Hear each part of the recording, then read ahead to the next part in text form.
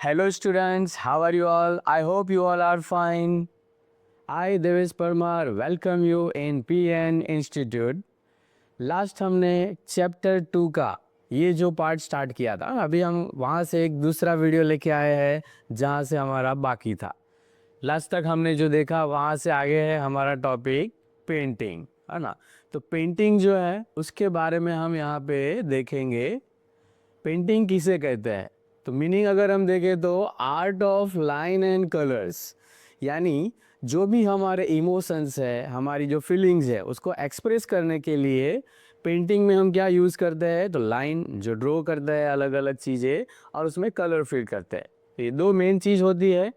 इसके अंदर हम एक्सप्रेस इमोशन ऑफ नेचर, यानी नेचर का जो इमोशन है वो भी हम इसमें दिखाते हैं।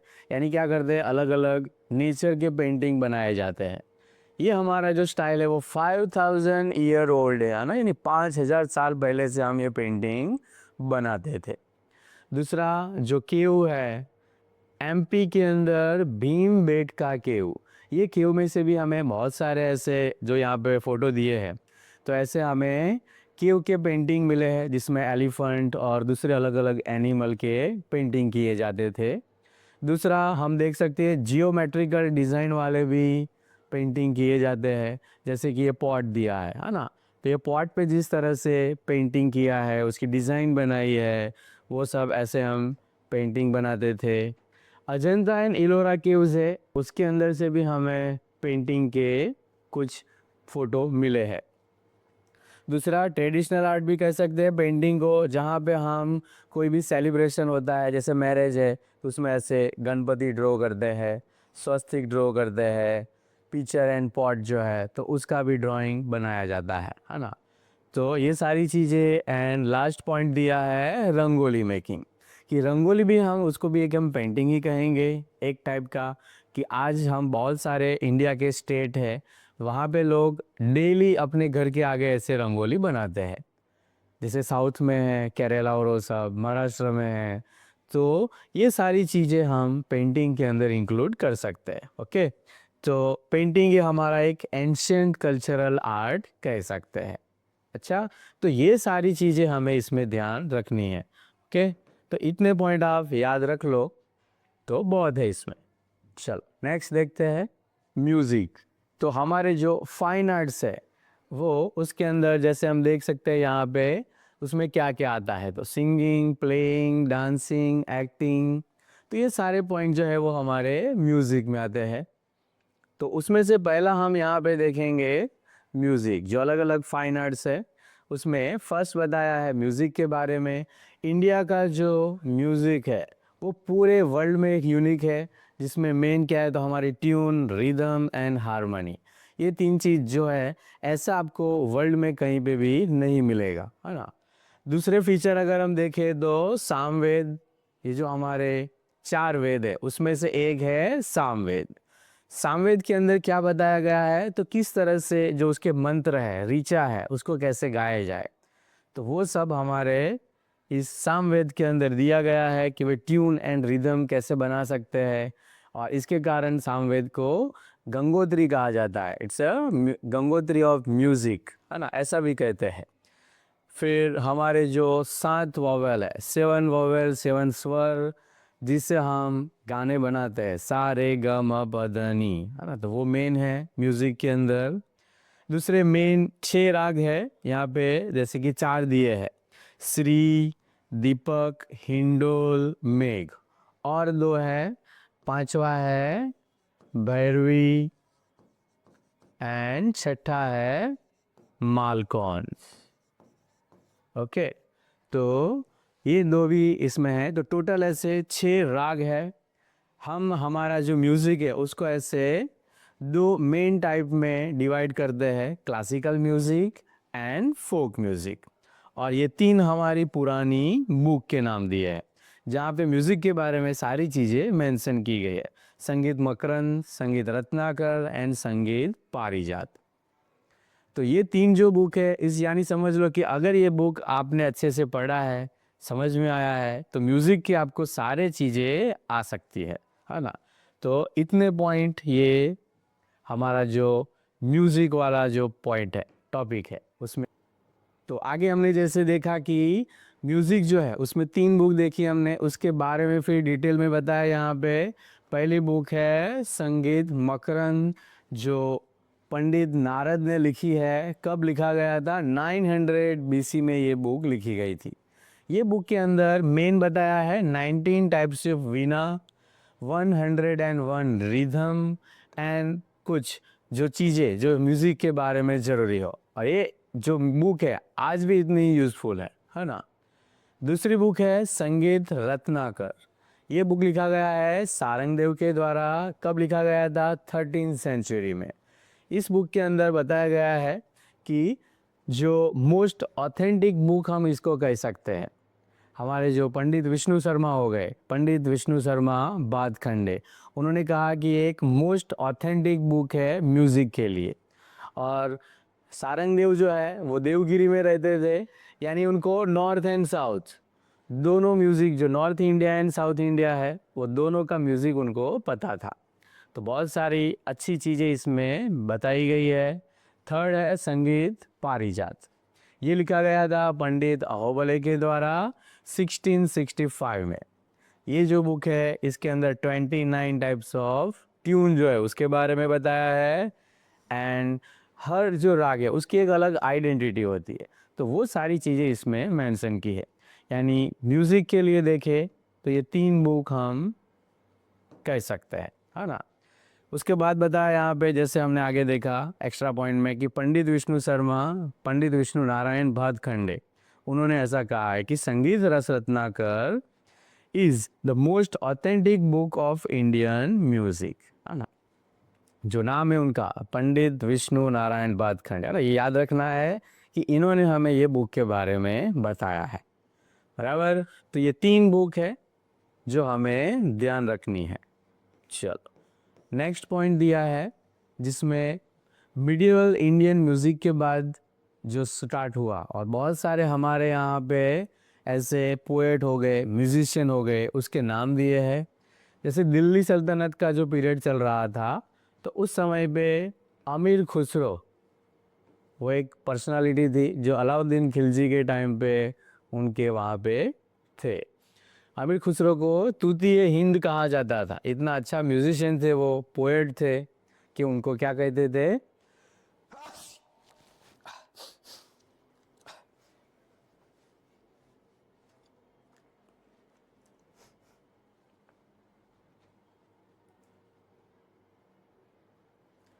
तूती हिंद उनको कहा जाता, यानी पैरट ऑफ इंडिया।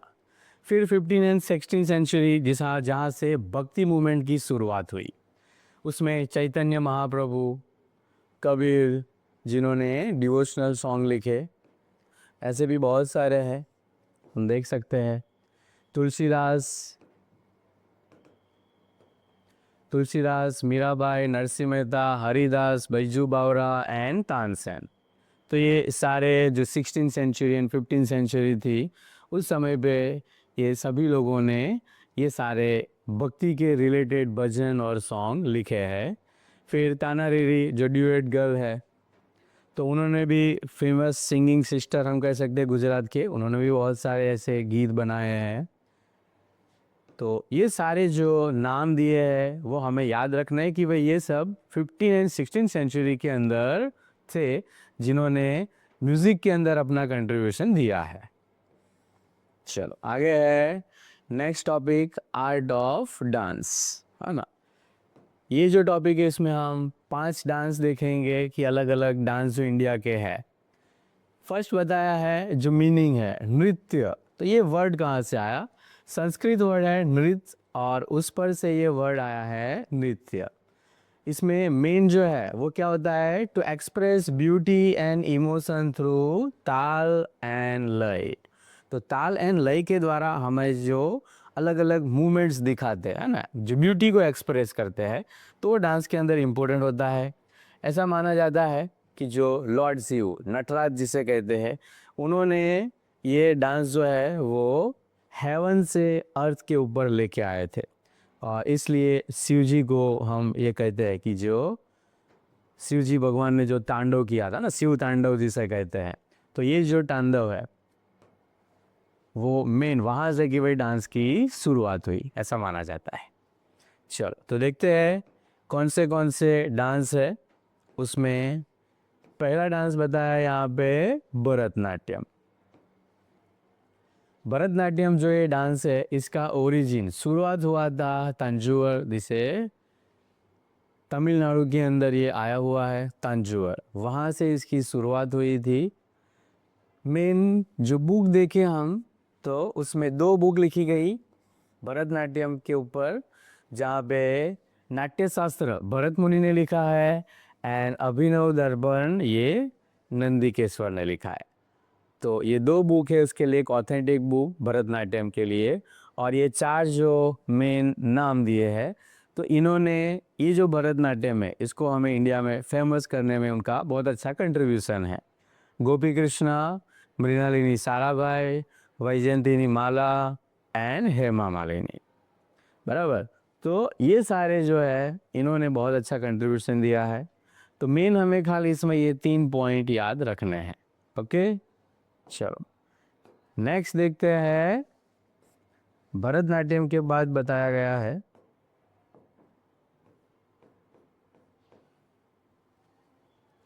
नेक्स्ट है हमारा कथकली।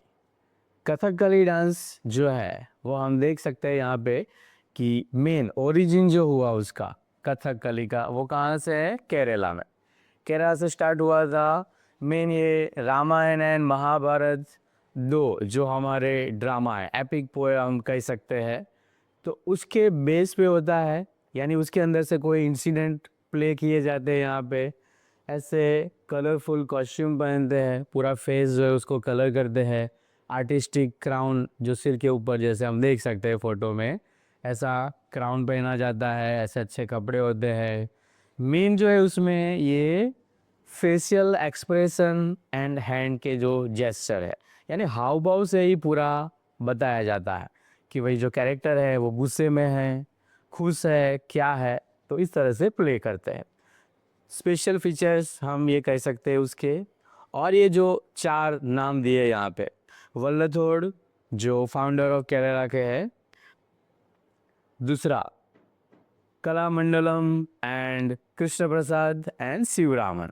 तो ये सारे मेन पर्सन हैं जिन्होंने आज भी कथकली को वेल डेवलप किया है और पूरे वर्ल्ड में उनको फेमस किया है।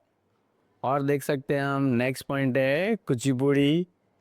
कुचिपुड़ी डांस जो है वो मेन ओरिजिन हुआ था आंध्र प्रदेश में से। 15th सेंचुरी के अंदर ये स्टार्ट हुआ ऐसा माना जाता है। इसमें मेन क्या है तो जो बेस्ड ऑन फेमिनाइन ब्यूटी, जो वुमेंस की ब्यूटी है वो इसमें बेस होता है, जहाँ पे पोज एंड जेस्चर, जो उनके डांस स्टेप्स है, उनके जो पोज है, जेस्चर्स है, ये इसमें मेन रहते हैं। कुचिपुड़ी को फेमस करने वाले जैसे कि राजा रेड्डी एंड शोभा नायडू, तो उनका ग्रेट कंट्रीब्यूशन रहा है इसमें। ओके, तो ये इस तरह से Kuchipudi and Kathakali dance India में होते हैं।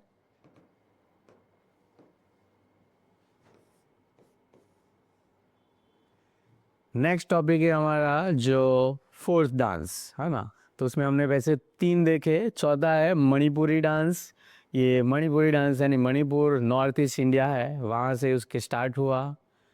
जब भी कोई फेस्टिवल होता है या कोई स्पेशल ओकेशन है, मैरिज है, तो ऐसे समय पे ये डांस किया जाता था, मणिपुरी डांस। इसमें मेन रास लीला एंड बाल लीला, कृष्ण भगवान की जो बाल लीला एंड रास लीला थे उसके बेस पे ये डांस होता है। 2 टाइप के डांस है ये, एक है लास्य जिसे ग्रेसफुल स्टाइल कहते हैं, दूसरा तांडव यानी पावरफुल स्टाइल। तो ऐसे मणिपुरी डांस में 2 आएंगे, लास्य एंड तांडव। कॉस्ट्यूम में देखो तो वो कुमिन यानी ग्रीन प्लेटेड पेटीकोट पहनते थे, हम देख सकते हैं यहाँ पे फोटो में। तो इस तरह से ये कपड़े पहने जाते थे। दूसरा सिल्क ब्लाउज रहता एंड वेस्ट बेल्ट यानी कमर पर पट्टा बांधा जाता। तो ये उनके कॉस्ट्यूम रहते। और 3 आर्टिस्ट जिन्होंने ये मणिपुरी डांस को अच्छे से फेमस किया है और आज भी इसको जिंदा रखा है। तो ऐसे है गुरु अमोबी सिंह, फिर गुरु एटम्बर सिंह, नैना जवेरी एंड निर्मल मेहता। तो इन लोगों ने एक अच्छा कंट्रीब्यूशन दिया है जो मणिपुरी डांस को फेमस करते हैं। चलो नेक्स्ट देखते हैं। नेक्स्ट डांस है हमारा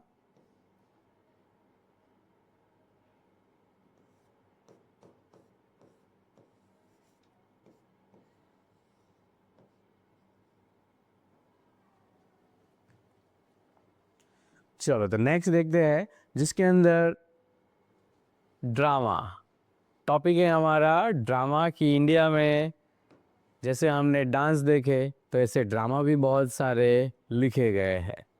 एक इंडियन थिएटर हम कह सकते हैं ड्रामेटिक आर्ट में कि बहुत फेमस था। एक यूनिक फीचर इसके भी है। यहाँ पे मेन क्या है तो संस्कार विथ एंटरटेनमेंट। हमें कुछ सिखाया जाता है और एंटरटेनमेंट मज़ा भी आता है, इस तरह से इसमें बनाते थे। इसमें एक एंकर होता है, उसके साथ 2 फनी क्लोन्स, तो ऐसे 3 लोग होते हैं। हम कई बार ड्रामा में भी देखते हैं ना कि कोई भी जगह पे जैसे ड्रामा हो रहा है तो कर्टेन जैसे उठता है, एक एंकर आता है, वो हमें प्लॉट समझाता है। तो उनके साथ ऐसे 1-2 फनी क्लोन होते हैं, वो लोगों को मजा कराते हैं। तो इस तरह के मेन इसमें देखते हैं हम। फिर जो बुक ड्रामा के ऊपर लिखी गई भरत मुनि के द्वारा, जिसका नाम है नाट्य शास्त्र। ये बुक के अंदर पूरा ड्रामेटिक आर्ट के बारे में बताया गया है। मेन फीचर हम देखें ड्रामा के तो ड्रामा जो है वो लिखे जाते, इसको परफॉर्म भी करते हैं और इसमें ऑडियो विजुअल एड भी आ जाती है। यानी जैसे हम बोलते हैं ड्रामा में बोलेंगे भी तो ऑडियो भी होता है। तो एक ऑडियो विजुअल एड्स भी हम देख सकते हैं कि जहाँ पे हम सुन सकते हैं और देख सकते हैं। मेन जो राइटर थे भरत मुनि, इन्होंने ये जो बुक लिखी वो भी भरत मुनि ने नाट्य शास्त्र बुक लिखी। और ऐसा था कि सारे अलग अलग ग्रुप के यानी एज के लोग साथ में बैठ के हम देख सके ऐसे ड्रामा, है ना, जिसमें कोई वल्गारिटी ना हो, एकदम अच्छे से वो ड्रामा बनाते थे। तो ऐसा होता था, यानी हम कह सकते हैं कि अमलगेशन ऑफ ऑल आर्ट, यानी ड्रामा के अंदर सारी आर्ट का अमलगमेशन यानी कॉम्बिनेशन आ जाता, जिसमें म्यूज़िक भी होता, डांस भी होता, है ना। ऐसा कहा जाता है कि ऐसी कोई चीज़ नहीं है कि भाई ड्रामा के अंदर ना आए। और भरत मुनि ने ये कहा था, देखो, there is no book, no sculpture, no knowledge, no need which lacking in a dramatic art, है ना। ऐसी कोई बुक नहीं है, ऐसा कोई स्कल्पचर नहीं है, ऐसा कोई नॉलेज नहीं है, यानी सारी चीज़ें ही ड्रामा के अंदर हमें देखने को मिलती है। और बहुत सारे हमारे ड्रामेटिस्ट हो गए, जैसे कालिदास है, भास है, तो उन्होंने भी बहुत सारी बुक्स जो लिखी है, देख सकते हैं हम यहाँ पे। सबसे पहले जो बुक लिखी गई उसमें देवासुर संग्राम जो भरत मुनि ने लिखा था, है ना, ये हमारा पहला ड्रामा जो भरत मुनि ने, जिन्होंने ड्रामेटिक आर्ट की शुरुआत की, उन्होंने ये पहला ड्रामा लिखा है देवासुर संग्राम। दूसरा हम संस्कृत लिटरेचर में देख सकते हैं कि ये 2, एक है भास जो वेल नोन पोएट थे, इन्होंने ये 3 बुक लिखी है, कर्णवार, ओरुभंग एंड दूत वाक्यम। ये 3 ड्रामा उनके हैं। दूसरी तरफ कालिदास के बारे में बताया है, ये भी हमारे एंशंट संस्कृत लिटरेचर के एक वेल नोन राइटर थे, जिन्होंने अभिज्ञान शाकुंतलम, विक्रमोर्वशीयम एंड मालविका अग्निमित्र, ये 3 बुक कालिदास ने लिखी है। तो इससे हम कह सकते हैं कि जो हमारा संस्कृत आर्ट है वो बहुत ही फेमस था, बराबर। चलो, तो इतने ड्रामा जो लिखे गए, उसके बाद गुजराती के अंदर जो ड्रामा लिखे गए उसके बारे में यहाँ पे बताया है। सबसे फॉरमोस्ट नेम है जय शंकर सुंदरी। गुजरात के ड्रामेटिस्ट में इनका फर्स्ट नंबर आता है कि उन्होंने अच्छे रिमार्केबल प्लेराइट्स एंड आर्टिस्ट हम कह सकते हैं। उसके अलावा भी ये सारे जो नाम दिए, अमृत नायक, जसवंत ठक्कर, दीपक घीवाला, बाबूलाल नायक, उपेंद्र त्रिवेदी, दीना पाठक, प्रवीण जोशी, इन सभी लोगों का कंट्रीब्यूशन हमारे गुजराती ड्रामा के अंदर होता है ना। उन्होंने अच्छा सा बहुत सारे ऐसे ड्रामे बनाए हैं। तो ये एक कंट्रीब्यूशन हम इन लोगों का देख सकते हैं। और इनका रोल ऑफ इंस्टीट्यूशन देखें तो जो regional and other dramatical institutes है, they greatly contributed to the development of theatre. तो बहुत सारे इंस्टीट्यूट भी ऐसे हैं जो ऐसे ड्रामा बनाते हैं। ओके, चलो, तो इसमें हमें मेन ये जो नाम है वो याद रखने हैं कि भाई कौन कौन गुजराती ड्रामेटिस्ट हो गए वो पूछ सकते हैं। सबसे फॉरमोस्ट जहाँ पे शुरुआत हुई तो जयशंकर सुंदरी, तो उनका नाम हम याद रखना पड़ेगा, है ना। चलो आगे देखते हैं। ड्रामा के बाद है, चलो आगे नेक्स्ट पॉइंट है ड्रामा के बाद बवाई। तो ये भी एक फोक ड्रामा है हमारा। बवाई जो स्टार्ट किया गया था असायद ठक्कर के द्वारा। 700 ईयर्स पहले ये स्टार्ट हुआ था सोलंकी एरा में, जो असायद ठक्कर के द्वारा। ऐसा एक छोटा सा ड्रामा ही होता है इसमें भी, पर उसे भवाई कहते हैं। इसमें इमोशन ओरिएंटेड ड्रामा रहेगा, यानी हमारे जो सोशल लाइफ के रिलेटेड जो हमारे डेली लाइफ की चीज़ें हैं, ऐसे टॉपिक को लेके ये बनाया जाता है। इसमें एंटरटेनमेंट एंड पब्लिक एजुकेशन दोनों रहता है, लोगों को मज़ा भी आए और कुछ सीखने को भी मिले, इस तरह से बवाई होती थी। ओपन स्टेज पे किया जाता था, जैसे ड्रामा में हम देख सकते हैं ऐसा स्टेज होता है, कर्टेन लगाते हैं। इसमें ऐसा कुछ नहीं होता, ओपन रहता है ना। और स्टेज जो है वो ओपन रहेगा, कर्टेन नहीं होता है इसमें। दूसरा, ऐसा ट्रम्पेट जो एक म्यूज़िकल इंस्ट्रूमेंट है वो बजा के बवाई की शुरुआत करते हैं। सबसे पहले माता जी जो है उनकी पूजा की जाती है, ट्रम्पेट बजाते हैं, उनके यहाँ ही मंत्र बोले जाते हैं और फिर शुरुआत होती है। कैरेक्टर में देखें तो ये लोग रामदेव, झंडा झूलन एंड कजोड़ा, ये कैरेक्टर प्ले करते हैं और साथ साथ में जो उनका मैसेज है वो भी देते हैं। सोशल एविल्स जो है वो उनकी मेन थीम रहती है कि समाज में जो खराब संस्कार, कुरीति रिवाज वाले जो पॉइंट है वो उठाते हैं और उसके ऊपर ये भवाई करते हैं। जैसे कि girls education and save girl child. तो एक पहले जो कुरिवाज थे कि भाई गर्ल्स है उसको पढ़ाया नहीं जाता, उनको मार दिया जाता था, तो उसके लिए ये स्टार्ट किया गया इनके द्वारा, है ना। तो इस तरह से पूरा जो बवाई है वो करते थे। तो इतने पॉइंट हमें बवाई में ध्यान रखने हैं। ओके, चलो नेक्स्ट पॉइंट है ट्राइबल डांस। तो गुजरात के जो ट्राइबल डांस है वो यहाँ पे बताया है। जब भी कोई फेस्टिवल, मैरिज, फेयर, तो ऐसा कुछ भी होता है उस समय पे ये ऐसे ट्राइबल डांस किए जाते हैं, जिसमें ऐसे सर्कल में वो लोग डांस करते हैं। म्यूज़िक इंस्ट्रूमेंट देखें तो ड्रम, मंजीरा, थाली, ढोलक, ये उनके जो म्यूज़िक इंस्ट्रूमेंट है वो होता है। उनके साथ उनका जो लोकल गाना है वो गाया जाता रीजनल ट्राइबल लैंग्वेज में। उसमें मेन ये चारों डांस करते हैं। उसमें माड़ियों चाड़ो एंड ठाकरियों चाड़ो, ये दो चारों डांस फेमस है। जिसमें स्पेशल डांस में देख सकते हैं कि चाड़ो करना यानी क्या, कॉपी करना। चाड़ो यानी चाड़ा पाड़ना, जैसे हम कहते हैं गुजराती में, कॉपी करते हैं, है ना। तो उसमें पीकॉक, स्क्विरल, स्पैरो, इन लोगों की कॉपी की जाती है, इसलिए इसको क्या कहते हैं, चाड़ो डांस। दूसरा, ये जो डांस है ये है टिप्पणी डांस। तो ये एक डांस है, चारों डांस जो डांग में होता है। दूसरा ये टिप्पणी डांस है जहाँ पे भील एंड कोली, ये कम्युनिटी के जो लोग हैं, भील एंड कोली कम्युनिटी के, ये टिप्पणी डांस करते हैं।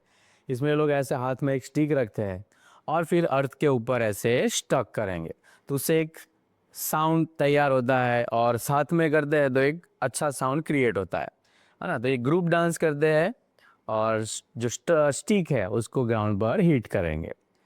तो ये मेन पॉइंट हम ट्राइबल डांस में इतने याद रख सकते हैं। ओके, तो जो लास्ट हमने टॉपिक देखा था ट्राइबल डांस, उसके बाद नया टॉपिक है हमारा गरबा। ये भी गुजरात के एक फोक डांस में आएगा। गरबा में पहले बताया है मीनिंग कि ये जो वर्ड है गरबा वो कहाँ से आया। तो संस्कृत वर्ड है गर्भदीप और इस पे से डिराइव्ड हुआ है गरबा। यानी इसमें क्या होता है गरबा यानी क्या, तो एक हम पॉट लेते हैं अर्थन पॉट, उसमें 108 होल होते हैं और उसमें दिया रखा जाता है, तो इसलिए उसको कहा जाता है गर्भदीप और वो संस्कृत वर्ड में से आया वर्ड गरबा।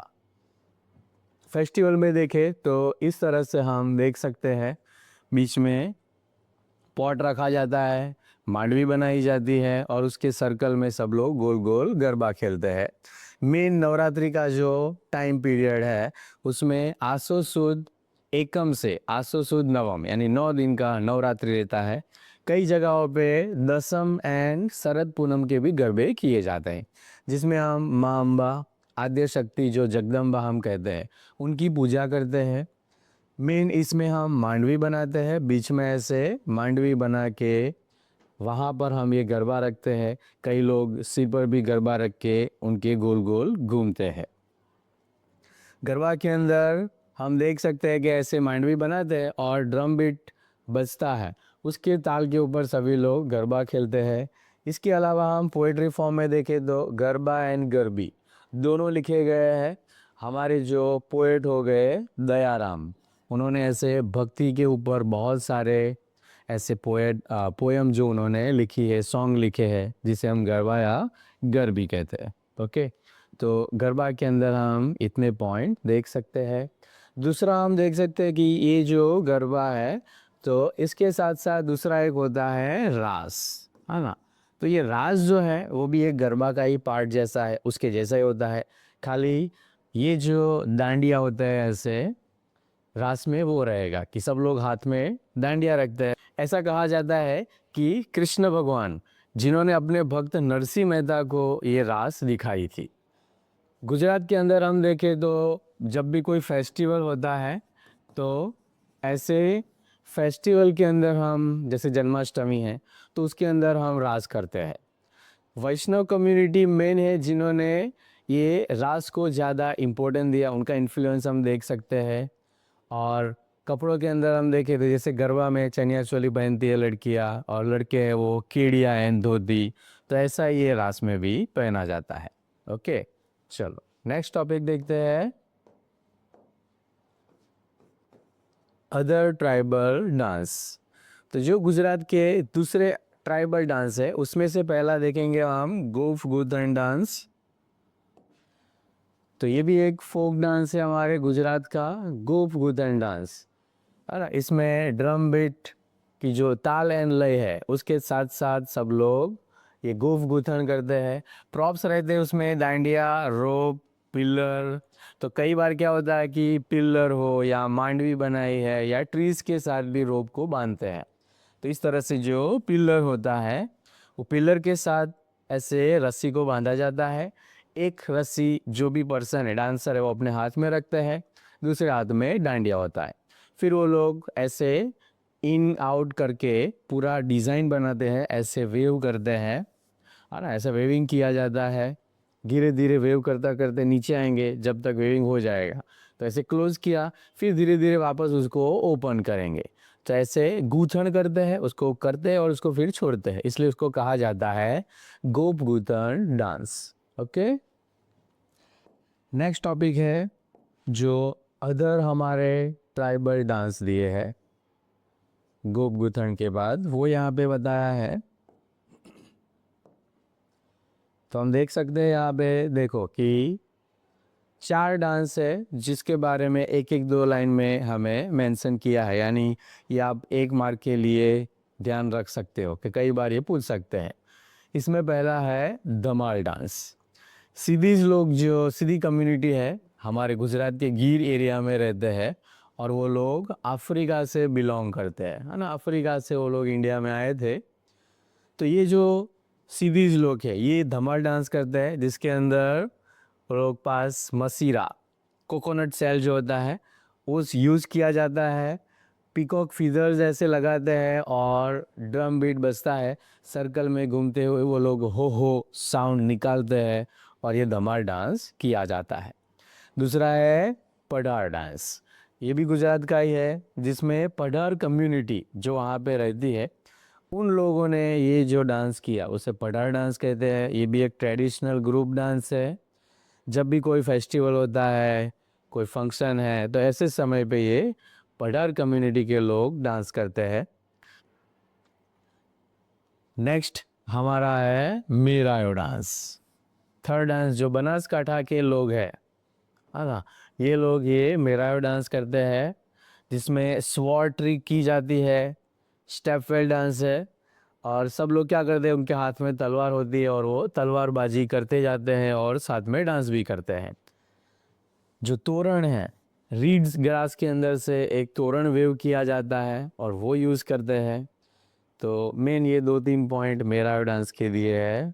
लास्ट है ये कोली डांस। हाँ, कोली डांस एंड मेर डांस, तो उसमें ये भी एक एनर्जेटिक डांस है हमारा। कोली कम्युनिटी के जो लोग हैं ये मेन डांस करते हैं, जिसमें ऐसे कल्चरल क्लोथ पहने जाते हैं और उसके साथ वो डांस परफॉर्म करते हैं।